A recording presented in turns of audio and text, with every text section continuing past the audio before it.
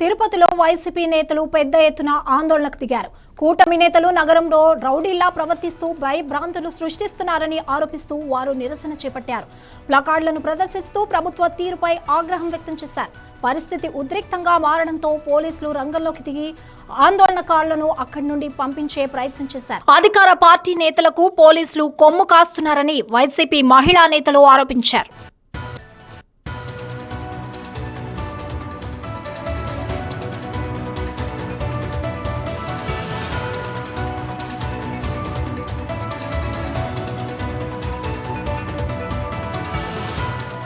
విగ్రహం దగ్గర మహిళలందరూ కూడా వైఎస్ఆర్ కాంగ్రెస్ పార్టీ ఆధ్వర్యంలో పెద్ద ధర్నాకి పూనుకున్నాము.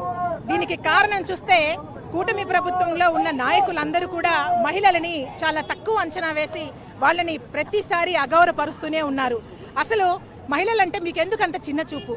మహిళల వాళ్ళకు జెండర్ అనేది మీరు రాజకీయాల్లో చూస్తున్నారు. మహిళలు అనేది మీరు జెండర్ అనే వివక్షని ఈరోజు మహిళలకి గౌరవం లేకుండా అసభ్యకరంగా పదజాలాలు వాడుతూ పబ్లిక్ డొమైన్లో పబ్లిక్ సోషల్ మీడియా దీనిలో కూడా మీరు బూతులు తిడుతూ కామెంట్లు పెడుతున్నారంటే మీకు ఎక్కడిది ఇంత ధైర్యం వచ్చింది? అసలు హోమ్ మినిస్టర్ గారు అనిత గారు ఇటువంటి వాటికి ఎందుకు ఆమె ఊతమిస్తున్నారో అర్థం కావటం లేదు. మా దరిద్రం ఏంటంటే ఈ 2026 in the year of 2026 it's very unfortunate we are still fighting for our rights and reservations. అసలు ఇంత దారుణంగా ఉంది పరిస్థితి అంటే ఈ రోజు కూడా ఆడవాళ్ళని ముండా అని పబ్లిక్ గా ఆయన ఫేస్బుక్ లోను ఇన్స్టాగ్రామ్ లోను వాళ్ళు కామెంట్ పెడుతున్నారంటే వాళ్ళకి ఎంత ధైర్యం ఉండాలండి? ఎందుకంటే ఇప్పుడున్న కూటమి ప్రభుత్వంలో మహిళల పట్ల కానీ మహిళల వాళ్ళ రక్షణకు కానీ ఎటువంటి చట్టాలు లేవు. చట్టాలు ఉన్నా కూడా వాటిని ఏవి గట్టిగా వాళ్ళు పాటించట్లేదు.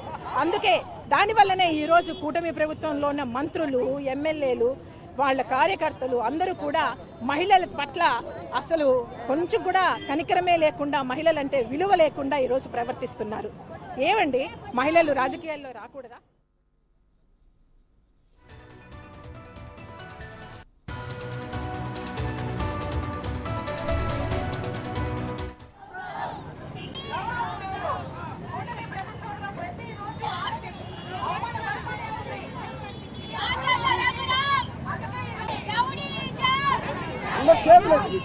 వెనకాల